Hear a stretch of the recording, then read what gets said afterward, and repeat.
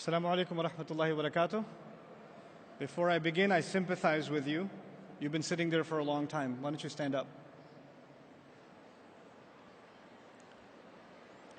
Make some new friends, enemies, whatever you do. Take a minute. And if the people that are organizing or maintaining the lights inside of this hall, if they can help turn them up a little bit, because it's still far too romantic. Inshallah. Okay, have a seat. That's enough, okay?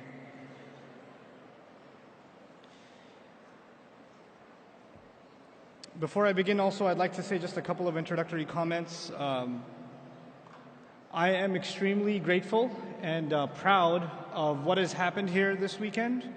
I was delighted to be a small part of the retreat that was put together by Mass, and then, of course, this incredible convention. And before I leave tomorrow, I think I would be doing an injustice if I didn't say that I'm absolutely mesmerized by the level of organization, dedication, hard work that so many old and young alike have put together in this organization to put this conference together for the benefit of all of us, and I think we owe them a round of applause.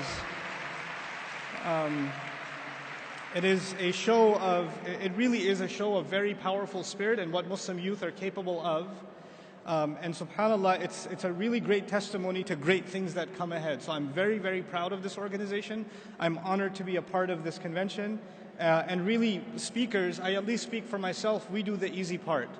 Putting this stuff together in the way that they have is literally hundreds and hundreds and hundreds, if not thousands of collective hours of work.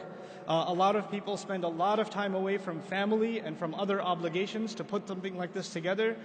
The vast majority, if not all of the people that are involved are entirely volunteers, which means they've sacrificed time away from business, family, home, studies, and other things to do this. So for that, all of us collectively are truly, truly grateful, and we make dua for all of the volunteers and all of their families. I was given the title that suggests that we are proud, unapologetic, Muslim and American at the same time. And I think that we've heard a lot of very empowering messages this evening. I myself was sitting in the audience really mesmerized by what I've heard, and also in the back, just listening to each one of those talks. And it really has been quite an inspirational evening for myself, even as an audience. What I wanted to share with you in this evening, I'll make my agenda very, very clear.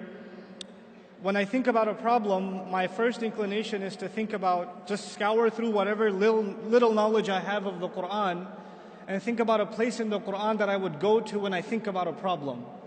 And the place, given the situation we find ourselves in, one of the most inspirational places I would go to is the place that I would like to share with you. This is a small portion of Surah Ali Imran. And to give you a little bit of the backdrop of what it is that Allah is commenting on here, this is the aftermath of the Battle of Uhud, the second major conflict in Islamic history. The first of them was Badr, and the second of them was Uhud.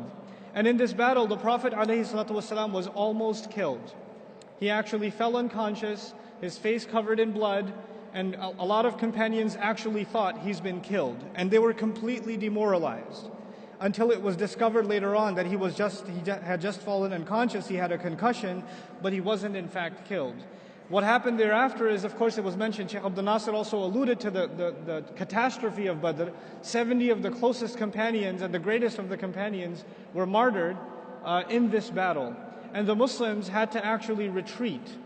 At first they were winning, and because of a strange turn of events, the Muslims actually had to go into a retreat.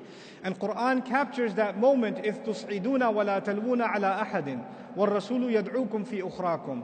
When you were climbing up the hill, you weren't even turning back to look at anybody else. You were just making it for the hills to save your lives. And the messenger was actually still left behind, because a lot of people thought he had already died.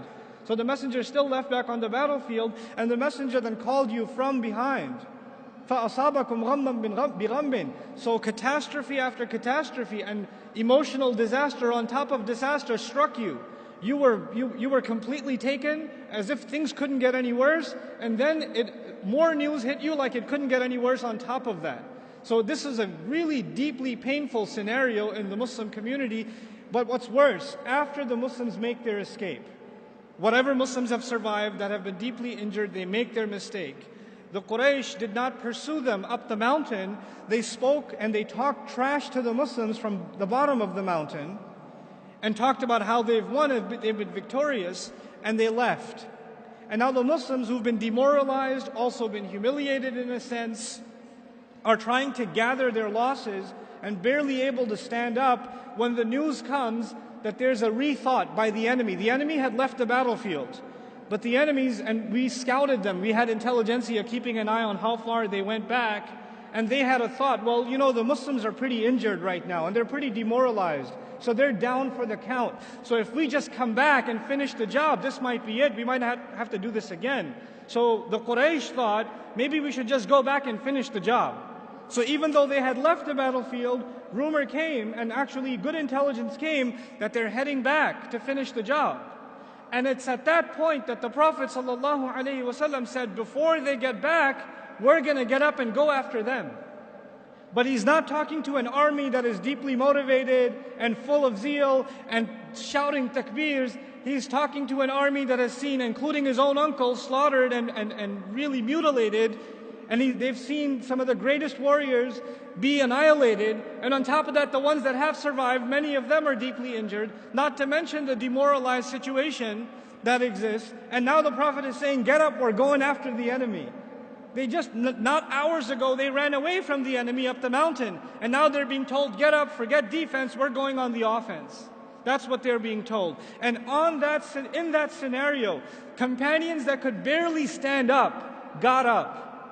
They stood up. They're bleeding themselves, and they got up and basically came before the Prophet ﷺ, Sami'na wa ata'na. We hear and we obey. Let's go.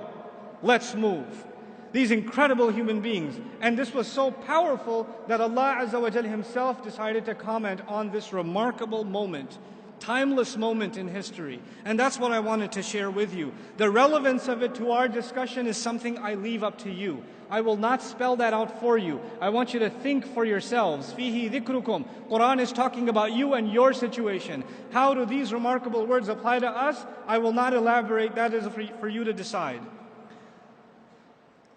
يستبشرون بنعمة من الله وفضل وأن الله لا يضيع أجر المؤمنين. Some people have died in the battlefield. They're already shuhada.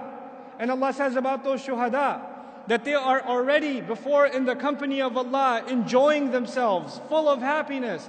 And they're waiting for people that haven't yet joined them yet. And in the moments of their joy, they're anticipating more people are going to make it into Jannah. We just lost 70 companions. Allah says those 70 people couldn't be happier. So don't be sad for them.